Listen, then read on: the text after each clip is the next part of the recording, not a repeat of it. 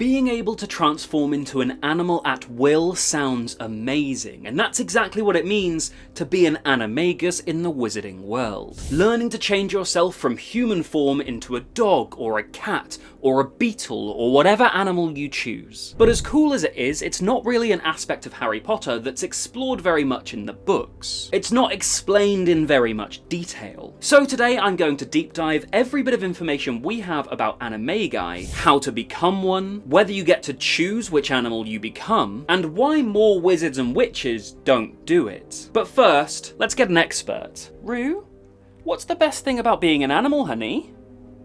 Very insightful, thank you.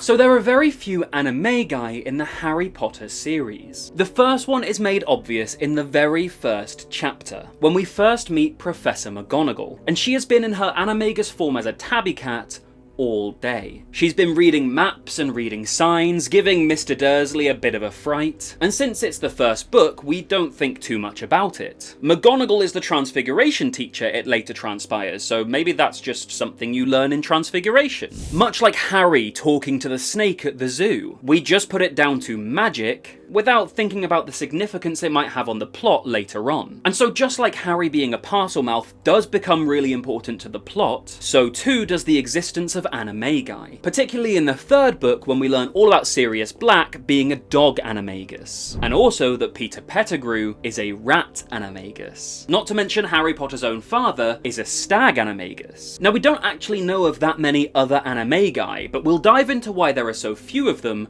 later in the video. But until then, the only other time that being an animagus is particularly significant to the plot is when Rita Skeeter is revealed as being a beetle animagus, literally bugging people to get her scoops. Now interestingly, that plot is probably a nod to a scandal that happened in Britain in the 90s, where journalists and reporters were literally caught bugging people, bugging their phones, so that they could write stories about them in the press. It was a big scandal in Britain in the 90s, and maybe some of you from overseas wouldn't know that.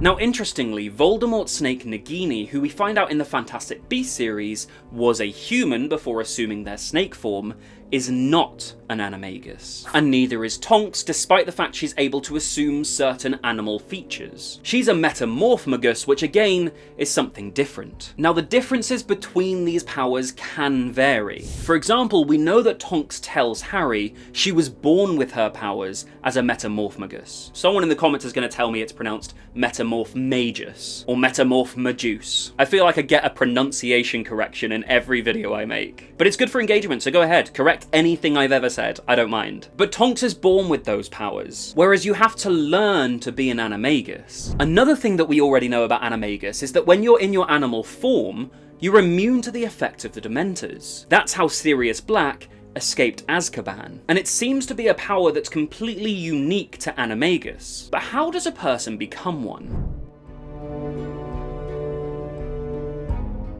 So becoming an animagus is hard, like really hard. First, you know the mandrakes, whose scream will kill you if you hear it without earmuffs on, although the babies only knock you unconscious. Well, you need to take a leaf from one of those, and then put it in your mouth for a month. Non-stop, you can't take it out. Now we know mandrakes are really dangerous, their screams can kill you, but then the willpower to keep that single leaf in your mouth for a month without swallowing it or spitting it out. I could never. Plus you have to start and end on a full moon. So if you miss the start date or you mess up, you have to wait a whole month for the next full moon to try again. Then at the end of that month you take that leaf and you have to brew a potion with it, but you have to brew the potion in pure moonlight, meaning outdoors. If the moonlight is refracted through a window, doesn't count. You try that, you waste the leaf, and you have to go again from scratch. That potion has to be brewed in a crystal vial, and it needs to brew for 7 days. A week of leaving that spitty leaf in a vial with a piece of your own hair. Then you add a teaspoon's worth of dew, but that dew isn't just any dew from the grass that you find. It has to come from somewhere that's never been touched by sunlight or human feet. So good luck with that. And the teaspoon that you use has to be pure silver, by the way. Once you've done all of that, you need to leave the potion alone for a while. So then separately from your potion, you need to do something every sunrise and sunset. And that is touch your wand to your chest and chant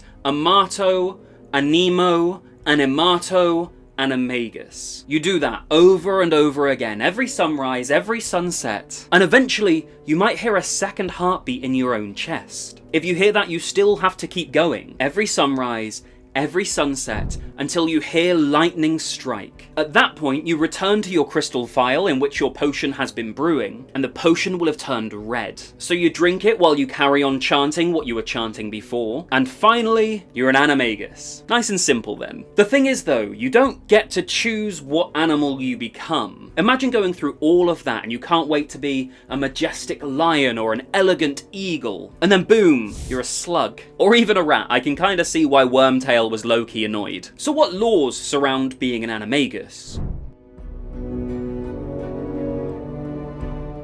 Well, Animagi need to register themselves with the Ministry. Professor McGonagall does this, as she should, because she's not a reprobate. She's a wonderful, upstanding, brilliant woman. Sirius, James, Wormtail, on the other hand, they all decide to ignore the law. Doesn't apply to them, apparently. And Rita Skeeter doesn't reveal her status as an Animagus either, which Hermione, of course, uses to her advantage when she traps Beetle Rita Skeeter in a jar. Which is so unhinged, by the way. Like, I feel like people ignore what a psychopathic move that is from Hermione. Like, I know Rita is awful and she deserves to be punished. She's ruined countless lives. But holding her in a jar as a tiny beetle for Lord knows how long, and the glass being unbreakable so she can't just turn back into a human and smash free, feels like we should worry about Hermione's decision making a little bit. So anyway, there aren't many Animagus who register with the Ministry, something Hermione points out in The Prisoner of Azkaban. But in Uganda, that wouldn't be the case, because students at the Ugandan School of Witchcraft and Wizardry, known as Wagadu, well, they learn to become an Animagus by the time they're 14 years old. It's part of their curriculum. And I just want you to think about that for a second, because it's a cool bit of trivia, sure, but I've just told you the process of becoming an Animagus. And an entire year group of 14-year-olds at the Ugandan School of Witchcraft and Wizardry, they're all doing that at the same time. A whole year's worth of students are gonna have a mandrake leaf in their mouth for a whole month. They can't take it out. Think about how quiet that school's gonna be. At least for a little while, until they get to the point where they have to chant every sunset and sunrise. A whole year group worth of students chanting that twice a day, every day until there's a lightning strike. That would be something to behold. Fortunately though, in Uganda that wouldn't take that long, because there's actually a bit of a problem with lightning there. On average, every kilometre of land will experience about 70 lightning strikes per year, whereas in the UK it's much less common. So look, being an animal sounds great. Unless you're a slug, of course. But if I had the chance to be a bird, or a cheetah, or a rhino, you know I'm gonna do that. So why aren't there more Animagi in the wizarding world? Well, first, I suppose there could be. Just from the Harry Potter series alone, we know that McGonagall is the only character we've met who's a registered Animagus. But Sirius, James, Peter, and Rita Skeeter are all unregistered. So based just on the maths there, it seems like for every one registered Animagus we have 4 unregistered. So if there are, say, 1,000 Animagus in the UK at one time that we know about, well, there might actually be 4,000 other Animagus out there somewhere, just keeping it to themselves. But besides that, I guess to wizards, being an Animagus isn't actually that useful. But to us muggles, just like magic, turning into an animal sounds amazing. But wizards, well, they can already fly with broomsticks. They can teleport with apparition. They can clean things with Scourgify. And they can conjure fire with Incendio. They can do really cool things already. So I guess they just don't feel the need to spend months preparing just to try and turn into an animal, because it's just not a good use of their time. And speaking of a terrible use of time, Voldemort's plans were quite often pointless wastes of time. They so often went badly or wrong in so many different ways, and in this video I look at all of Voldemort's plans from the Harry Potter series, and I rank them from best to worst. So if you want to critically analyse a psychopath's behaviour with me, I recommend you check that video out next. Maybe we should do a video on Hermione's psychopathic behaviour.